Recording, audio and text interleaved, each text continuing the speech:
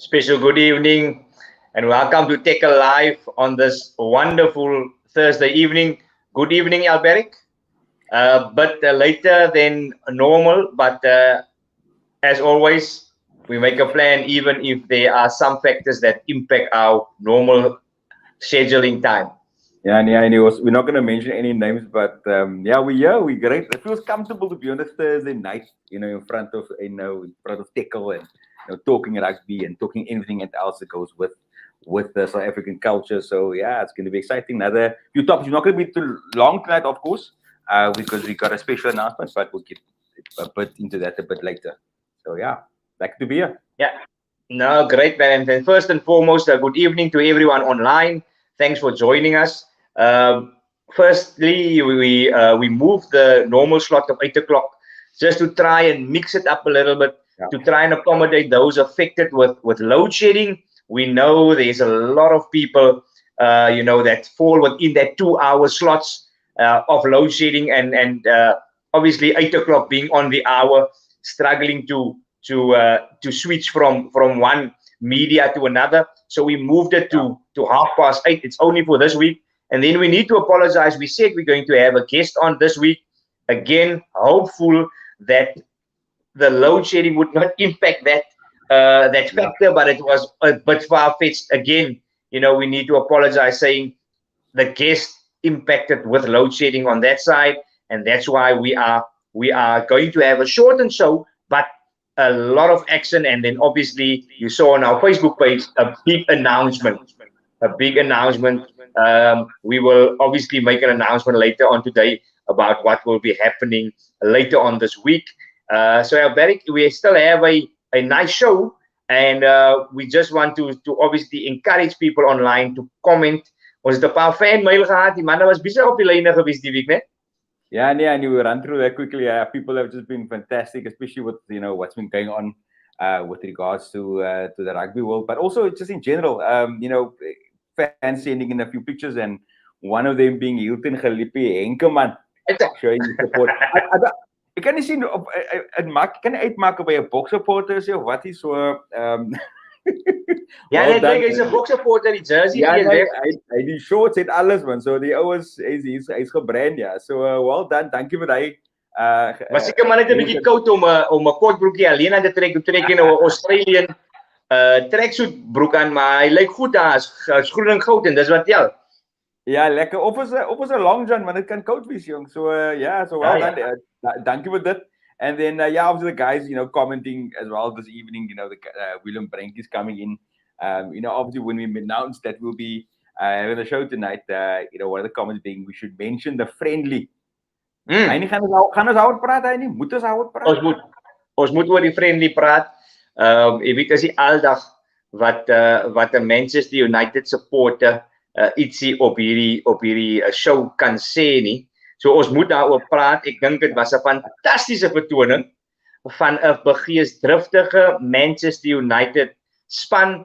Hulle wat 4-0 saam met Liverpool afreken in 'n vriendskaplike wedstryd. Natuurlik Jurgen Klopp en sy span wat besluit het hulle gaan 'n paar sterspelers rus met die hoop dat dit 'n meer gelykop wedstryd sou wees, maar Manchester United wat almal verras het en sommer ek wil amper sê met gemak een van die beste spanne in Europa katswingslat daarso in 'n vriendskaplike wedstryd, en alle krediet aan Erik ten Hag wat sy tenure as die nuwe Manchester United afrigter op 'n hoë noot afskop in een van die grootste derby wedstryde in voetbal. Kom ons gee krediet waar krediet waardig is. Well done Manchester United. Kom ons hoop dit is nie net in vriendskaplike wedstryde waar hulle toeskouers se harte warm gaan laat klop.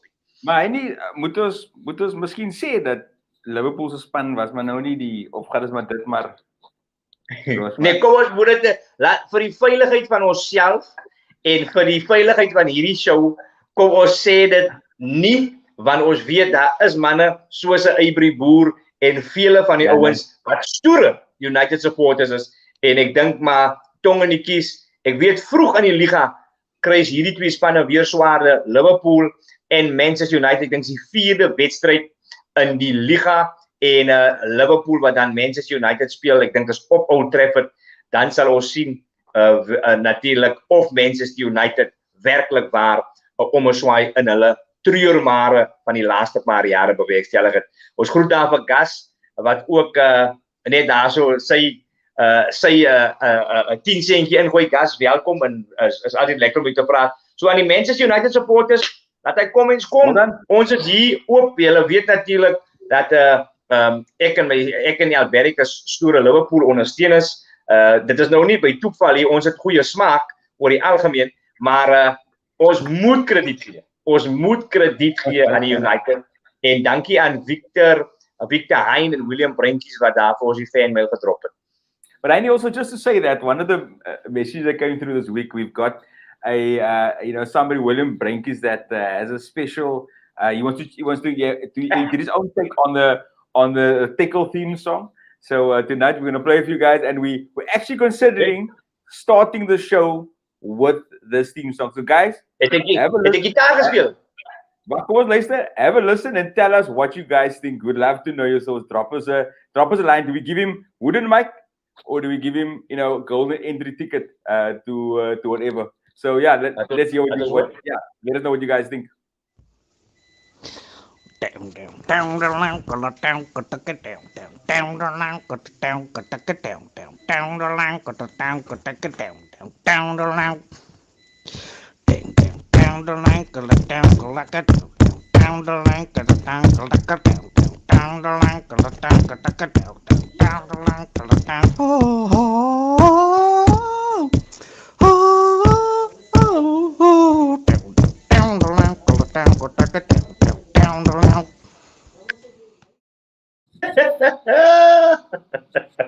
Hey, oi.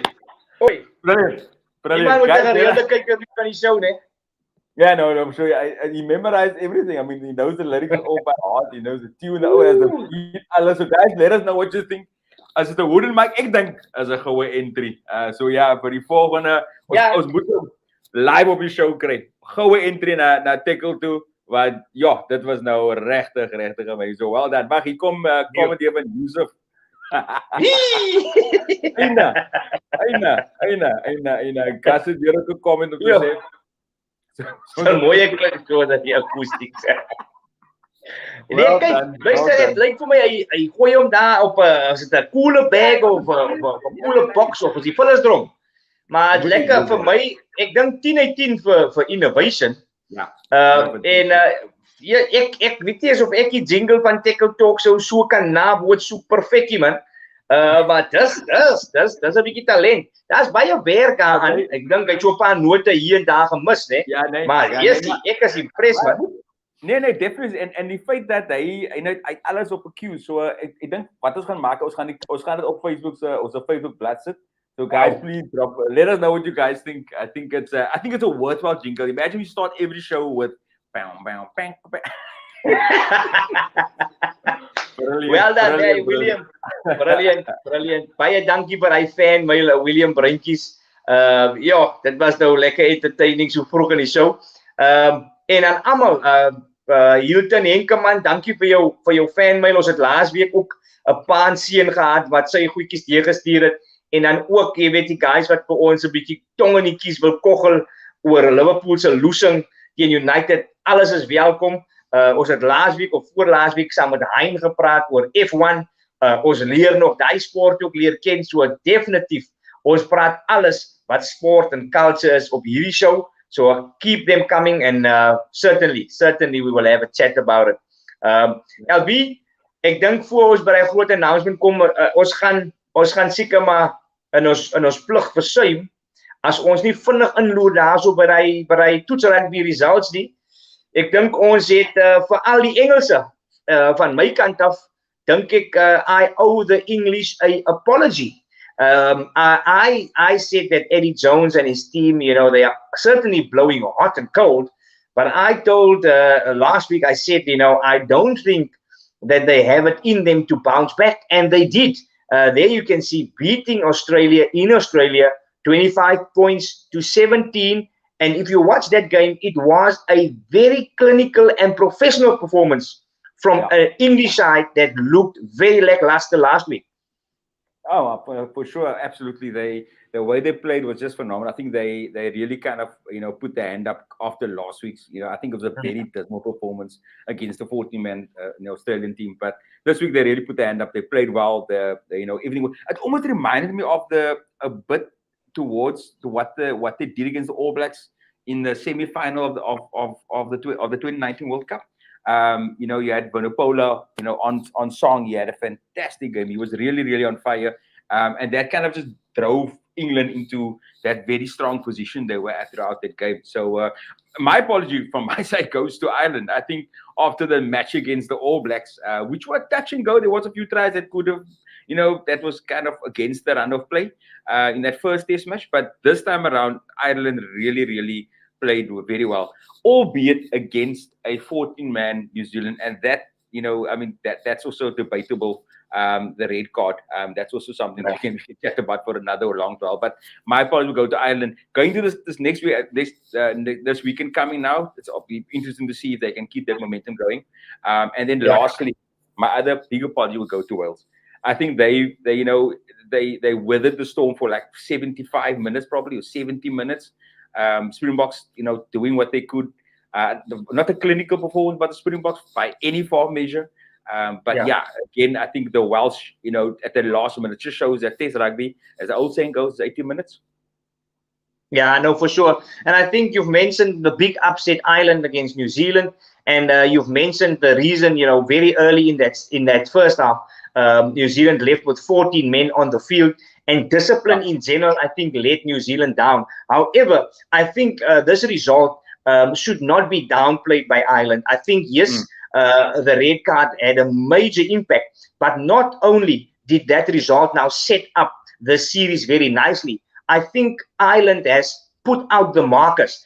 And I think if they're going to come out and be as clinical, they were really good in all phases of the game. They played great constructive rugby, and they had the ability to put this New Zealand team under immense pressure. Yes, with 14 men, but I do believe that New Zealand will not sleep very comfortably leading up to Saturday's game. It's not going to be as easy as they think, even though on Saturday when they run on, they will again be 15 against 15.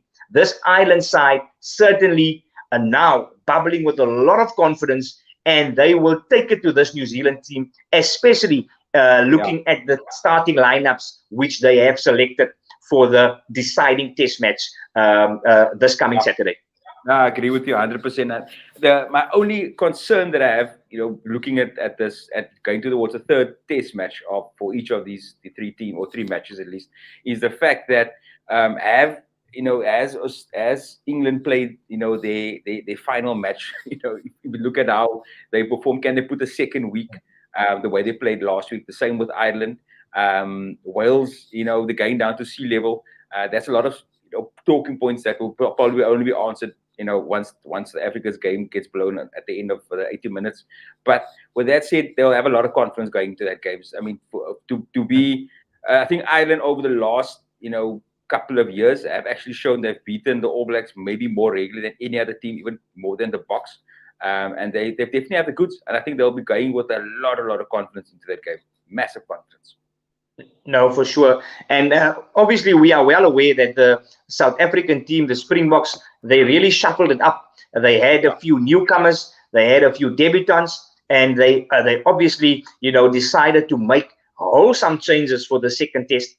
It almost worked out, but unfortunately, I think the execution at sometimes, especially finishing the attacking moves, unfortunately let them down. There was a few light, I would say there was a light at the end of the tunnel with performances from Curtly Arendse, and I think Jaden Hendrikse at number 9 was especially very, very good. But I still believe that Wales were deserved winners of this test match. Although they got over the line with seconds to spare, I still believe that they were slightly better in the execution than the Springboks.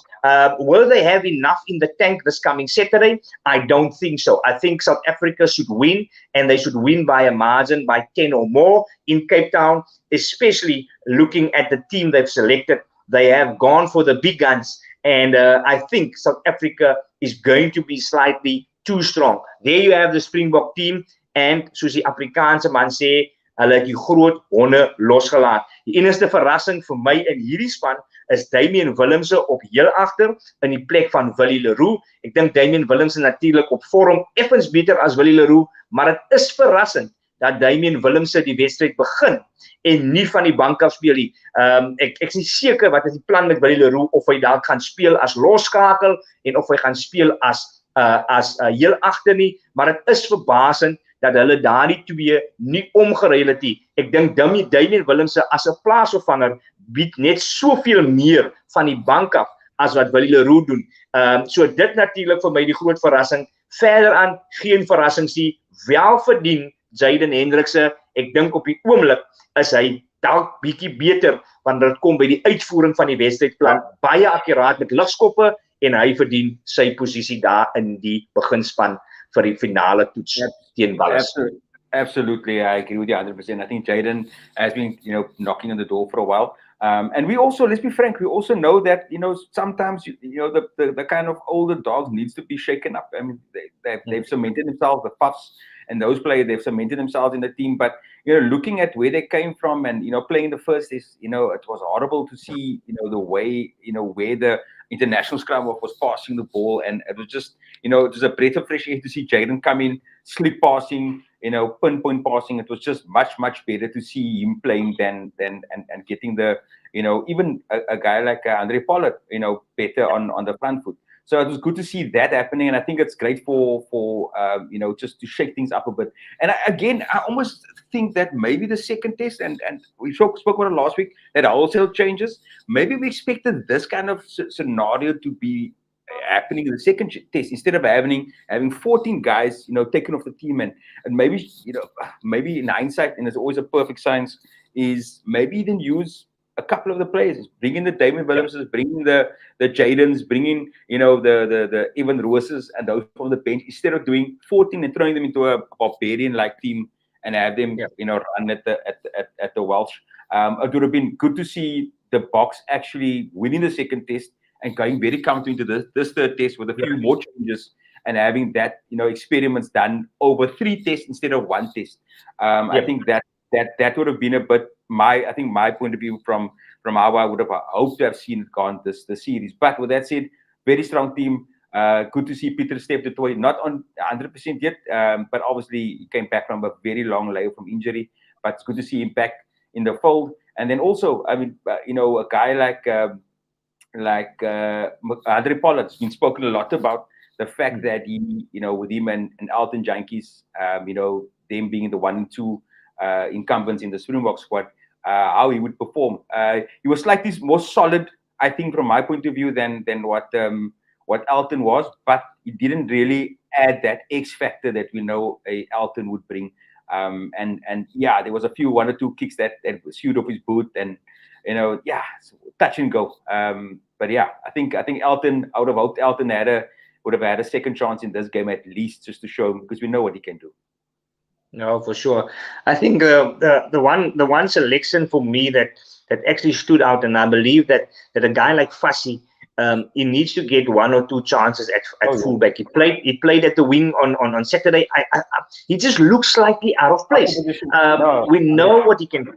And yes, we have Damian Willemse, Warwick Galant, and Willie Leroux. But I think if we want to see Fassi at his very, very best, and if we want him to compete with, I'm going to mention only Galant and Willie Leroux, because I believe Damian Willemse will be our kingpin coming off the bench, especially when we want to split them up like we are seeing now. We're calling it a 6-2 split. I just feel much more comfortable with the Damian Willemse there. He can cover the wing, he can come in at inside center, and even if he needs to be called upon at fly-up. But I think a guy like Fassi at fullback, especially on a dry, a humid day, I think Fassi, a guy that can really counter-attack, and he can be as good as Warwick if he gets the chance. On Saturday, he was left out on the wing, and I really hoped that they would play his side and give him the ball to have a run or two. It just didn't happen. Is he perhaps the next best thing when it comes to replacing Makazole Mpimpi? Sabun Kosi also in the wings, but I believe that Fassi is a test quality fullback, perhaps not ahead of Wari Galant at this stage, but we need to give him a chance in that number 15 jumper. Yusuf, they're just saying, the big guns are not necessarily on form and need game time to remove any sort of rust. And can we have a chat about this here, Barry? Because it's a very, very, very important point that Yusuf is mentioning. Yeah, no, 100%. I think there is a lot of rust, and you could have seen the first test as well. The guys didn't really hit their straps, albeit the fact that we actually think that the Boks, could have possibly have lost that match, which is obviously going down the second test. I think we would have seen a totally different team. But yes, we have to make mention that these guys need to still find themselves. There's some big games happening. The form teams, in the world are always in Southern Hemisphere, with all respect to what happened last weekend. But you want to put yourselves against, especially after this move north that SA Rugby took. We want to make sure that we're going to play against the Aussies and the Kiwis, and we want to make sure that the move wasn't necessarily just because we want to play lesser stronger or lesser opposition in terms of strength, with all respect to them. So we want to show that we can come up with the goods against our Southern Hemisphere counterparts. So yes, rust will be important. I think it's a good exercise. I think this whole series should have been, as I made a point earlier over this, I think it should have been a case of us experimenting over the 3 tests instead of just 1 test. You can't really get a lot of answers on 1 test. And I think, it's a pity we didn't grab that, going into the 3rd test. Yeah, and I think Yusuf, he mentions a very, very big risk because, it's a very tight balancing act that, are trying to perform, because for how long do you allow guys that are clearly out of form, and I'm not here to criticize some of them, but our big guns are not firing on all cylinders. You have Peter Steph the Toy coming back from an injury. He just looked out of sorts for me. He wasn't there where he needs to be. Siya Kolisi, has played a few average games for the Sharks. We hope that he can come back and revive his Springbok form. Lood de Jager, he's been there and thereabout. I think he was one of the better players in the first test, but again, not where he needs to be. A guy like Damian Delendi was replaced by Andre Esterhuizen, who again, showed that he is not necessarily a like-for-like replacement. Although people believe that Andre Esterhuizen can carry the ball as hard as Damian Delendi. He can do that, but I don't think he has the slick of hand to get players away, and that, in Test Rugby, the spaces are so narrow. So Yusuf is mentioning a very, very important point. When do you now say, do I go by trial and error? So should I play players like a Martial Coetzee who came in? A lot of people wanted him in the side. He misfired, So I believe that there's a lot to think about for Jacques Nienaber and the team leading up to the World Cup.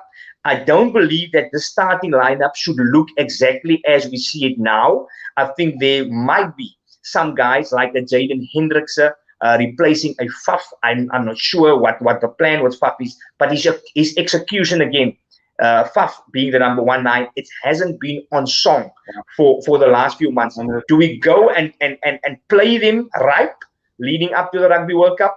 Or is it like Yusuf is saying, is ons big guns nog die big guns, of moet ons nou kyk om 'n ou soos Ivan Roos, 'n ou soos 'n Elrich Lou, 'n ou soos 'n Jaden Hendrikse, 'n speler soos 'n Damian Willemse, moet hulle nie dalk in die beginspan wees nie, en moet ons die dinge bietjie opshape om die oppositie aan die raai te kry?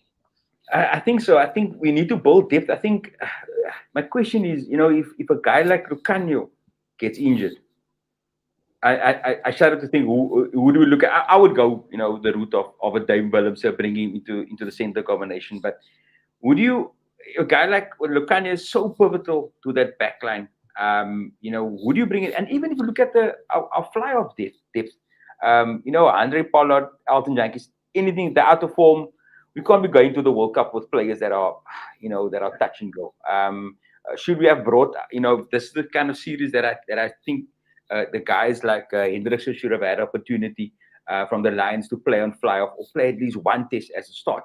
Get into the rhythm, or not off the bench at least. This is the time to build that depth. We can't build in the rugby championship. By all means, we can't every year we go. Next year's not. We can actually write off next year's rugby championship because it goes to a few games because everybody's doing their combinations for Rugby World Cup. So do you? This is actually a perfect time to have done that. And I just think that also change the last week was a bit drastic in hindsight. It was a strong team on paper, but look, I mean, the combination why it didn't work. I just think we could have. I would like to have seen what a Lukanya would have done with a or a Damon de Allende with Damon Willemse on inside. How that would have been like testing those scenarios that if a player gets injured or out of form, how do we get the next best guy in? And I think that is where on paper we might have very strong players, but it won't necessarily mean that they'll play the way we want them to play heading into a test match. I think the big question, sorry, I need one more comment that came through. The big question, and it's been a debate, over social media over the last while, is Elton. Here's Edward coming in with Elton. What can he do? Now, obviously, there's been a lot of, the Elton, camp, and there's been the anti-Elton camp. And we kind of straddle the line because we know what he's capable. We know what class he has. Is it the confidence thing? Should he have gotten a chance this week? What do you think? No, I think with the current Bok game plan, Elton will fail week in and week out. With the current Bok game plan does not necessarily suit Elton, and that is the wonderful thing about having X factor players, is that you need to allow them to express themselves. Now, if you look at Jaden Hendrickson, he actually went out and he has the ability to go out and play that type of game plan. We should not and we should not lose out of the sight that 2 years ago, Herschel Yankees was the fount of scrum halves. He scored against that winning try, scoring it for the Springboks. He was deemed to be the next scrum half, following up on Faf. Unfortunately, his box kicks and his static type of play as a scrum half does not necessarily suit this type of game plan. Does it make Herschel Yankees a poor player? I don't think so. I think it's just horses for courses. And in Elton's defense, I am absolutely perplexed that with the amount of tests that he's played, that they still get this selection so wrong. If they want a guy that's going to kick for territory, that's going to marshal the game, Elton Yankees should not be on the team sheet. If you want a guy that's going to really attack the game line, get the players over the game line, shake it up between forwards and backs, that is the type of player we've seen Elton at the Lions. We've seen him at test match level. We know what he can do. We still remember that Apiwe Zanzi try when he came off the bench to change the game. That is the type of Elton Yankees you want to see. Unfortunately, we have a successful game plan that is built on territory, kicking the game and hoping to gain possession from that. It doesn't suit him. There's too much to think about for Elton Yankees in this game plan. And unfortunately, week in and week out, we see some of the weaknesses of Elton trying to perform a predetermined game plan. This is not the type of player Elton Yankees is. We are seeing some of that in Bowden Barrett as well. He is lacking the match control. And it is because the All Blacks are now also trying to revert to a match game plan that does not necessarily suit the Bowden Barrett that we know. And that obviously something that Ninaber needs to think about. Because if it's not Elton as the second choice flyer, are we saying it's Damien Willemse or Valie Leroux? That remains to be seen.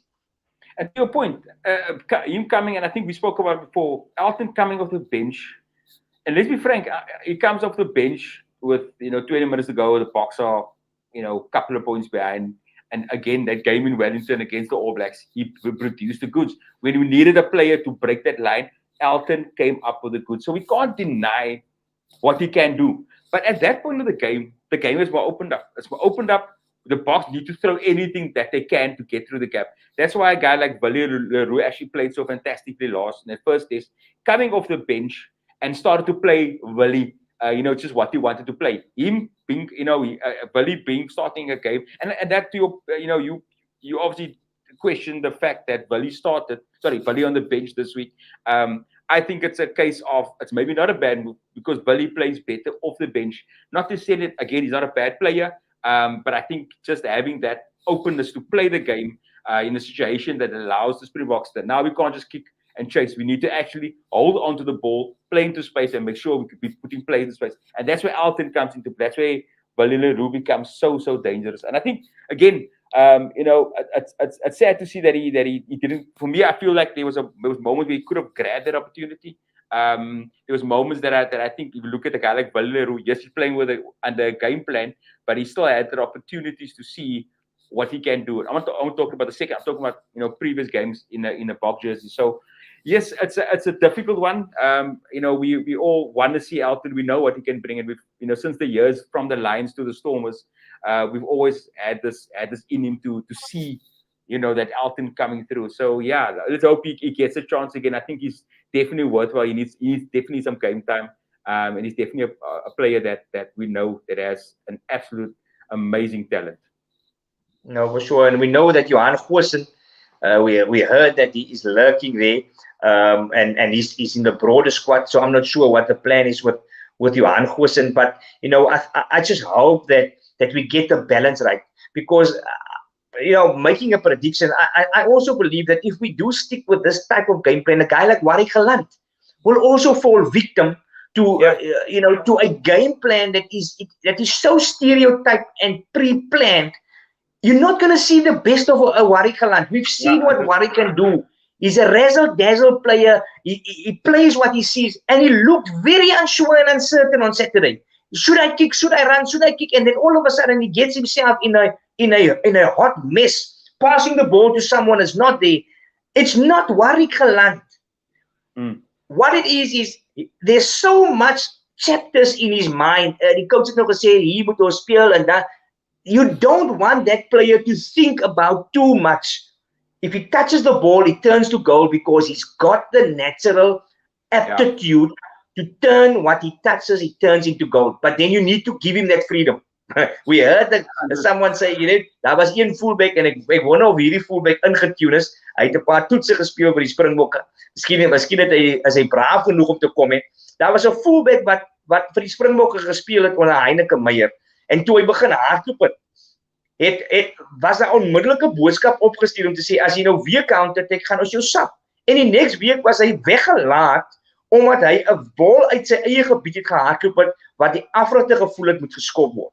En jy weet dit is een van die mees X-factor players wat WP Rugby en die Springbok al ooit gehad het. En ek vertolk dit nou omdat dit aan my vertel was en dit is die realiteit hoe spelers met natural aptitude onderdruk word.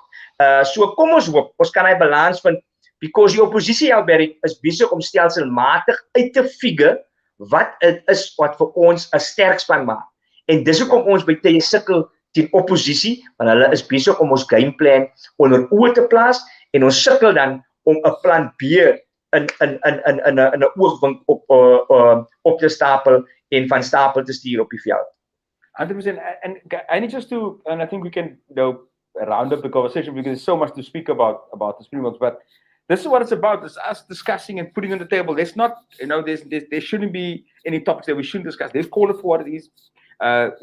Guys, if you want to leave comments on any topics, what else bothered you throughout the game? What else bothers you about international rugby? Let us know. We want to talk about this. This is a platform that we want to make sure that we're speaking about the hard topics because we all have a say. We all have an opinion. It's not just two guys talking to you guys.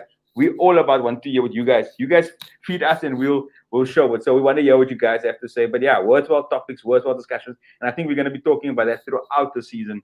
I think the user also coming through with a nice comment also saying that Alton definitely is and will be second choice at the Rugby World Cup. He's getting the timing right with him. He should be starting against Australia in Rugby Champs. Good point. I think that's a good point. I think with that said, you know, he always had maybe not always had a good game against the All Blacks, but I remember I was in Newlands when they lost, and he didn't have a great game. But anyway, yeah, he should be getting you know, some game time at least. We can't have Andre Pollard playing for the next 6 to 7, 8 test matches as the starting. You know, fly off. I think it's, you know, besides burnout, we want to preserve and keep something in the pocket at least, you know, with regards to how deep we can go. So we need to start bringing up those other flyers. We need to start bringing up, you know, the second or third and fourth fly off in South African rugby, because we have depth. It's not that we don't have. It's about giving the guys game time, and not in a 14-man change box team. Do it easy. No, I think we need to get Yusuf on the show. Maybe I think he's passionate about the rugby. Maybe we can have a insert where we get him. He knows his rugby. I can see he thinks about it, because he's mentioning Australia, and I know why he's mentioning Australia. Slightly a looser game plan. It's not as tight on the fringes, and you can run at Australia. And I want to throw out something about the Richie Mo'unga, Beauden Barrett selection. I still believe Foster gets it wrong, you know, too often. He decides to play Beauden Barrett against Ireland. I believe against Ireland, you want to keep it tight. You want to play territory and possession. And then you want to exploit Ireland's defense when you get into good positions. Who else to select than Richie Mo'unga? I think Richie Mo'unga much more rounded and complete than a Beauden Barrett. Then you play, for instance, you play a Australian side, or you play a side that is slightly looser, then you bring in a Beauden Barrett. Then you can, and we've seen that Beauden Barrett, he looks very uncomfortable. The island is very structured, very meticulous. In defense, there is very little weaknesses. So you can't just start running around, and you need a controlled approach. And I still think, you know, and latching on to what Yusuf is saying, I still think that a guy like Richie Mo'unga would have been perhaps a more rounded selection at number 10. The jury is still out. Visie best. I don't think you need to ask who's the best. What a nice headache for a coach to have to select between Beauden Barrett and Richie Mo'unga. But in my opinion, he's getting it wrong too often. I believe he needs to play Richie Mo'unga in some tests where he needs to play Beauden Barrett from the bench, and then vice. But, you know, he's got his reasons for that selection as well. There was also the talks about having, you know, those two playmakers on the field at the same time, and seeing what that has to offer. I think in the World Cup it didn't pull off the way they wanted it to, and then a lot of people, you know, spoke against it. But yes, a general, Richie Mo'unga is a general in all aspects of being a fly-off, and I think that's what makes him so great at controlling a game. We know that if you can play and it's to open up, he can do that. In place of territory, he can do that as well. He has a great eye for space. I think he really should be starting he should be their first fly-off, first starting fly-off, and then have both of the prevention. Again, like you mentioned, you're playing, you know, a lesser opposition, then you can bring in Beauden Barrett. Beauden Barrett against the Argies would be, you know, phenomenal. We can already imagine what he would bring up and dish up on the day. But yes, they've got a selection problem that we wish we could have in terms of fly-offs. Just having two great players, you know, in that position is fantastic. I think it's a good problem for them to have, good headache for them to have. No, for sure. So to the All Blacks fans out there, drop us a line, give us your comment. Ek sien daar sit wat hy het ek het 'n ticket vir jou besit. As een van die ouens daar in Klee, ja, ek gaan hom definitief kontak na hierdie show. Definitief gaan ek sou hom skakel. Hy praat van ek dink dis definitief 'n wedstrydkaartjie na die Springbokke teen Wallis se Klee. Ek gaan op die lyne klim onmiddellik na hierdie show. Is lekker as jy een gedrop het daar vir my. Maar vir die All Black supporters, drop ons 'n lyn. Wat dink julle? Richie Mo'unga om te begin of Beauden Barrett om te begin? Wie moet van die bank af speel? Wie dink julle is die nommer 1 losskakel? Foster het besluit om vir Beauden Barrett nog 'n kans te gee hierdie Saterdag in die beslissende wedstryd teen Ierland. Hy het baie vertroue in Beauden Barrett, en wie sal nie vertroue in Beauden Barrett hê nie?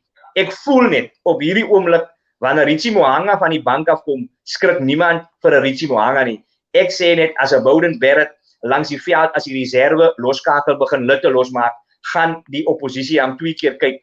om en loer wat nou gaan gebeur. Ek dink die balans daar sou beter wees as Richie Mo'unga op nommer 10 begin.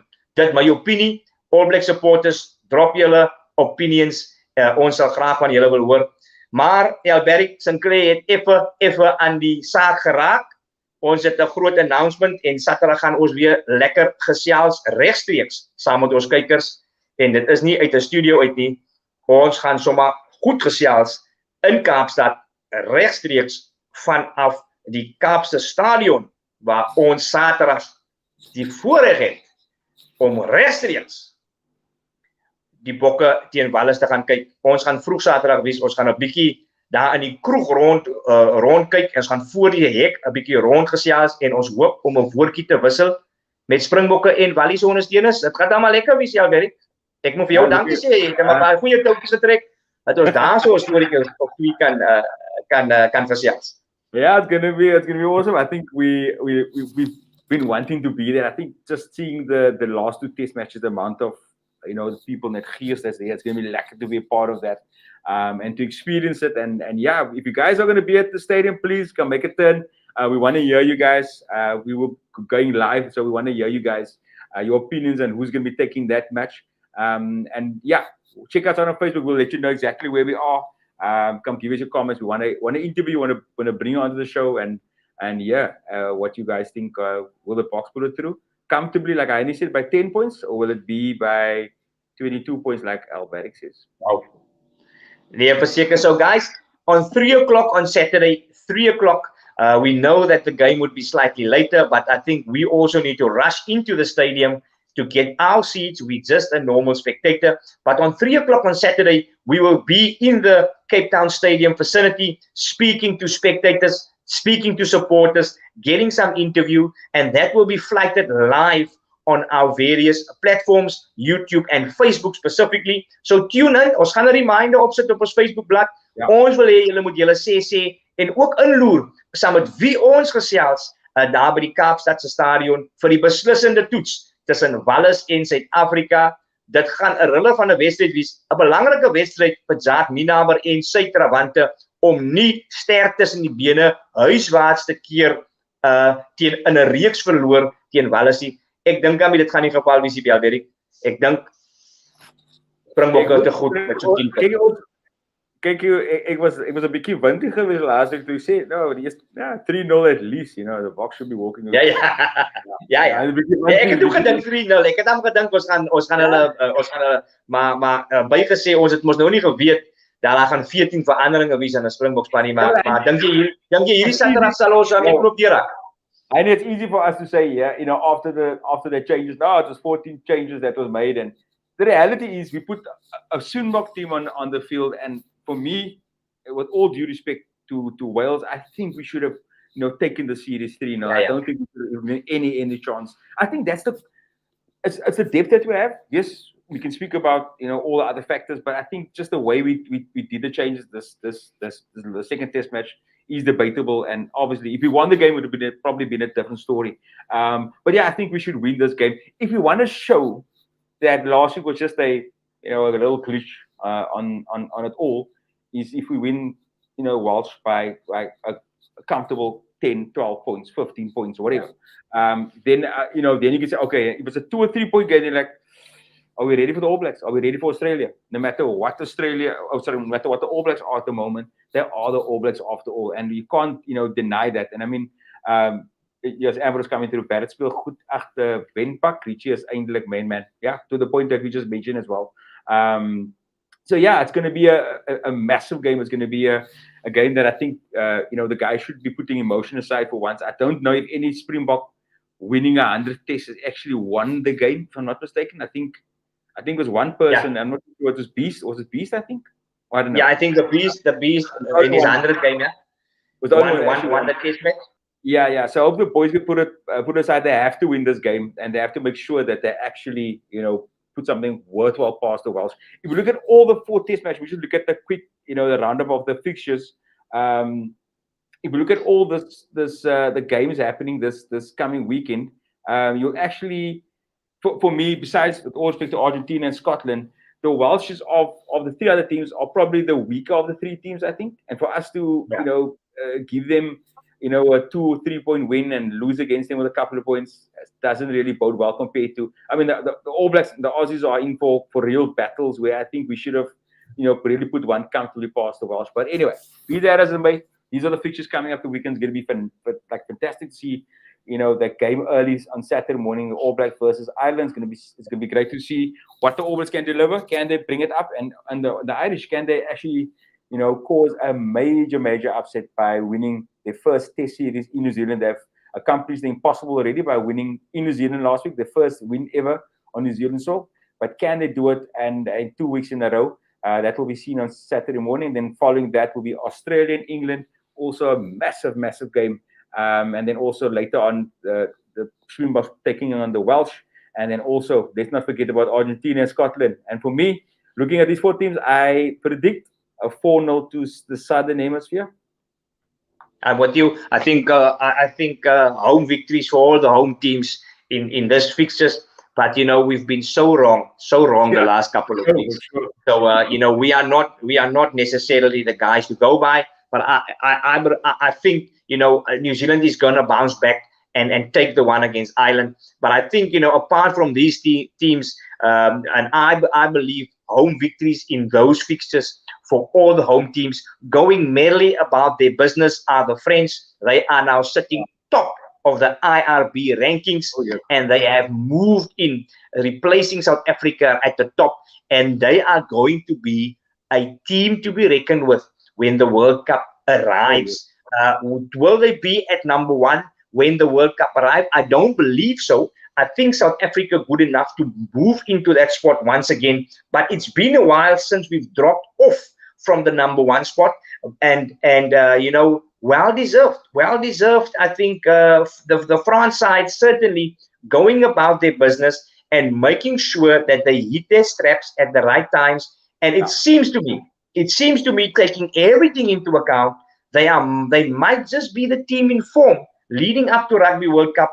It seems to me they are much more settled than New Zealand and South Africa, who I believe is still going to be the two favorite teams to look at. But the French, Barry, serious business.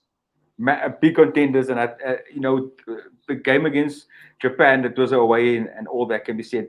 They still pulled up. They played some good rugby. They played there's some nice French touches, throughout the game.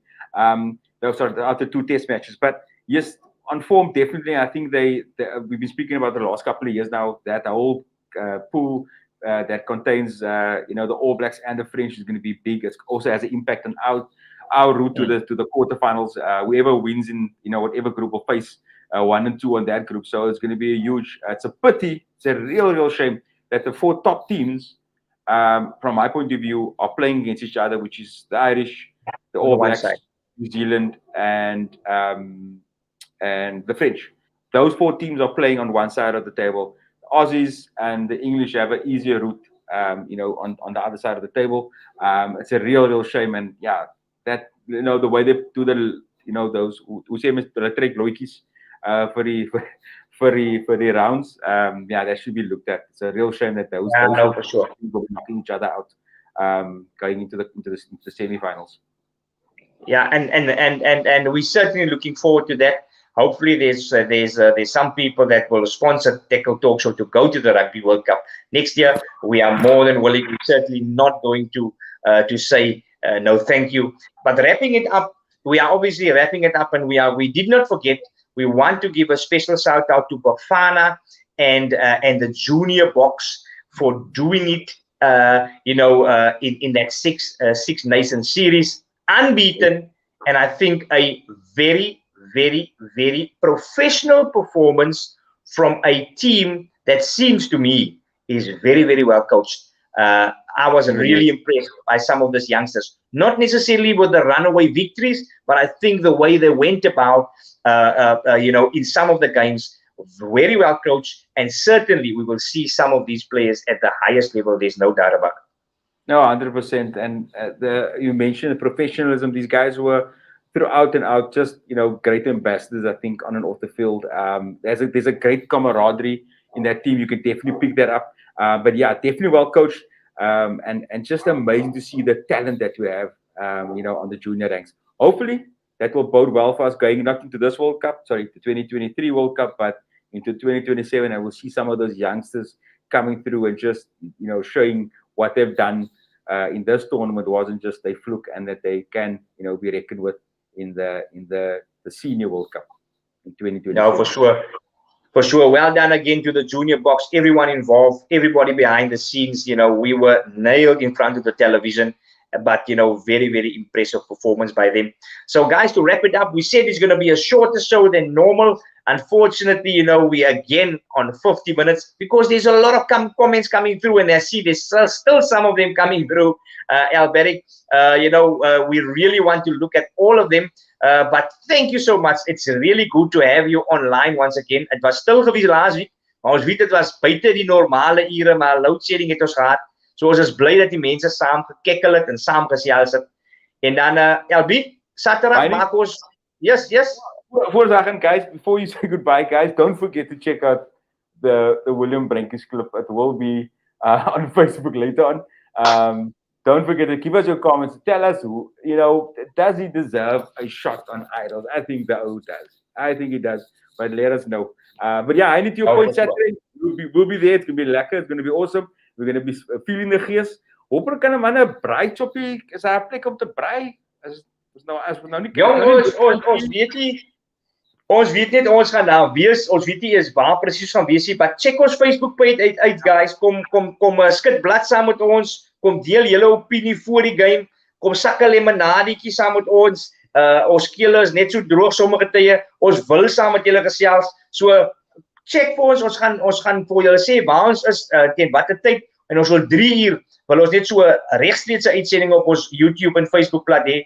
Dan wil ons hê julle moet ingeskakel wees, want daar gaan ek sê wat ek dink die uitslag gaan wees. Ek het nou so my hart half 'n bietjie die haas het die hoed het geraak, maar ons gaan ook gesels met 'n paar van die Wallis ondersteuners, want hulle is in getalle hier in Suid-Afrika en hulle is meer confident as ooit na laasweek se wen. So dit gaan lekker wees, lekker gesels, lekker klets, en ons sien dan uit om op die Kaapse stadion die wedstryd regstreeks te kan kyk tussen die Bokke en die Wallis se span. Lekker, gonna be awesome. Go Bokke by 22 points. Baie dankie dat julle ingeskakel het, guys, op hierdie donderdag, bietjie later as normaal. Ek weet môre is 'n werksdag en van die ouens lê al seker snoesig in hulle bed, maar ons gaan nie vir ons dat onderkry die load shedding nie. So ons adapt ons tye tot julle behoefte. Tot volgende donderdag dan, of laat ek sê, miskien gesels ons weer Saterdag. Ons is definitief aanlyn. Ons hoop jy is aanlyn @Têkkel Chat op YouTube, op Facebook, op Twitter. Saterdag in die Kaapse stadion. Ek moet seker al vroeg ry uit die Swartland uit. Like is oorgehaal. Alberic, dan sien ek vir jou daarso in jou tuisstad, Kaapstad, die lieflike stad. Tot dan. Mooi gaan.